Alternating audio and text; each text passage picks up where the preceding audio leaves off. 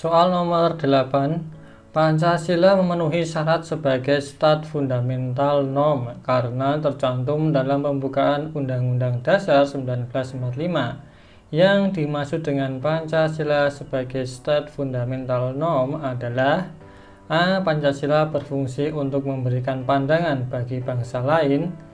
B. Pancasila menjadi sumber hukum tertinggi di Indonesia yang isi dan kedudukannya tidak dapat diubah. C. Pancasila sebagai peraturan untuk mengatur hidup orang banyak. D. Pancasila sebagai dasar hukum yang digunakan Indonesia untuk bergaul dengan negara lain.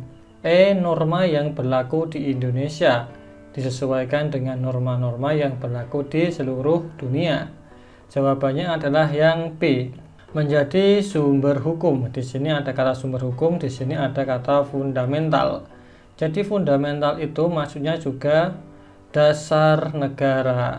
Dasar negara. Ya, seperti Pancasila sebagai dasar negara, Pancasila sebagai dasar negara Indonesia. Jawabannya yang B.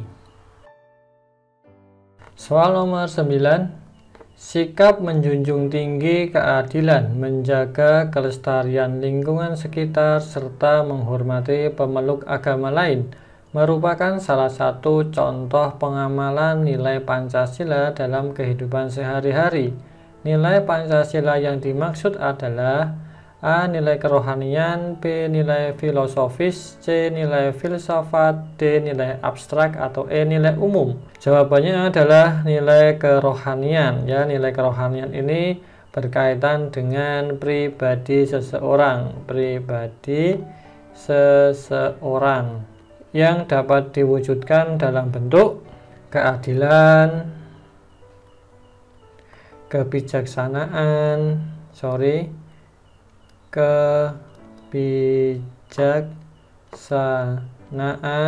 keindahan,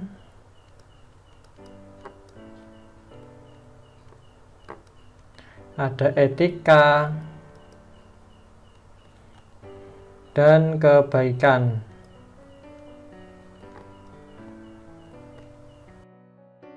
Soal nomor 10, Pancasila menjadi petunjuk untuk membuat aturan hukum serta pedoman untuk menjalankan kehidupan bernegara. Hal ini karena Pancasila merupakan A. dasar dan ideologi negara, B. kemauan negara, C. keputusan bersama seluruh rakyat, D. pemikiran negara baru, atau E. perangkat yang digunakan untuk menjalankan roda pemerintahan. Jawabannya adalah dasar dan ideologi negara, ya, karena Pancasila itu menjadi tujuan dari negara, dan juga dia menjadi sumber dari segala sumber hukum.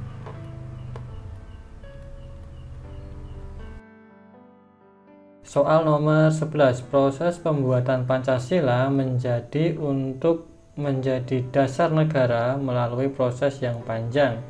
Yang memperkenalkan istilah Pancasila pertama kali adalah A. Drs. Muhammad Hatta, C. Muhammad Yamin, C. Insinyur Soekarno, D. Dr. Rajiman Widyo Diningrat, atau E. Supomo.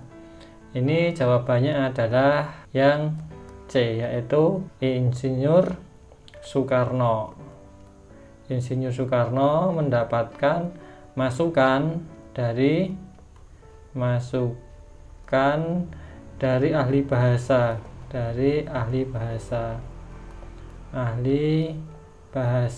Lalu Insinyur Soekarno itu menawarkan 5 dasar negara. Yang pertama adalah internasionalisme, kedua adalah nasionalisme, yang ketiga adalah mufakat, dan demokrasi.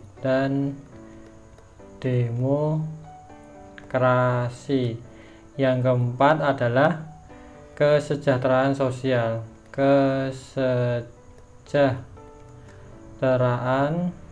teraan sosial, dan yang terakhir adalah ketuhanan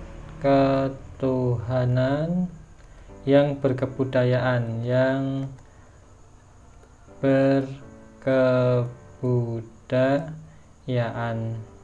seperti ini ya. Soal nomor 12. Negara Indonesia merupakan negara demokrasi. Hal tersebut merupakan penjabaran sila: A. Ketuhanan yang Maha Esa, B. Kemanusiaan yang adil dan beradab, C. Persatuan Indonesia, D. Kerakyatan yang dipimpin oleh hikmat kebijaksanaan dalam permusyawaratan perwakilan, E. Keadilan sosial bagi seluruh rakyat Indonesia.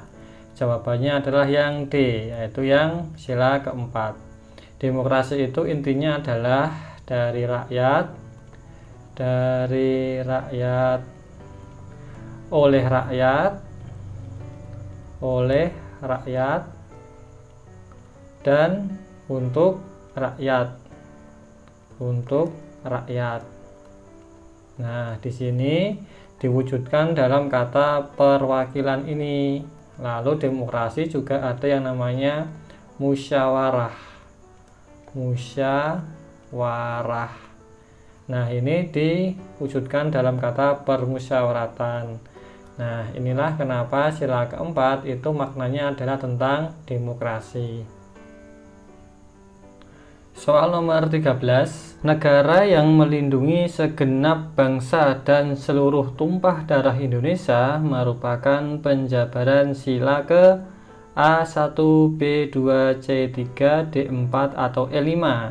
Jawabannya adalah yang C, yaitu yang ketiga. Ketiga ini isinya adalah persatuan Indonesia. Nah, seperti ini ya. Jadi fungsi persatuan itu adalah untuk melindungi dan juga untuk saling membantu atau nanti biasa disebut dengan perang semesta.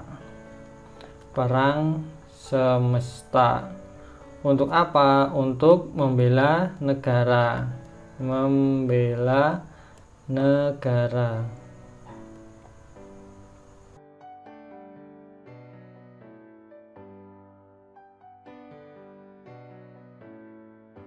Soal nomor 14.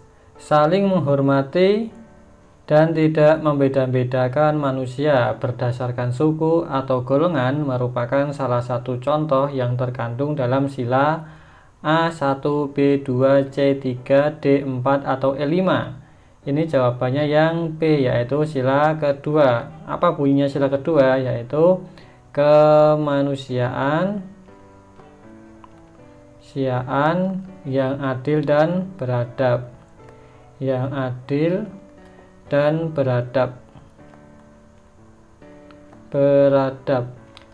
Pengamalannya itu berupa dengan HAM atau hak asasi manusia. Ya, di sini dikatakan tidak membedakan suku atau golongan. Ini berkaitan dengan HAM. Lalu ada juga tentang kemanusiaan. Dan yang ketiga terkait dengan hubungan antar negara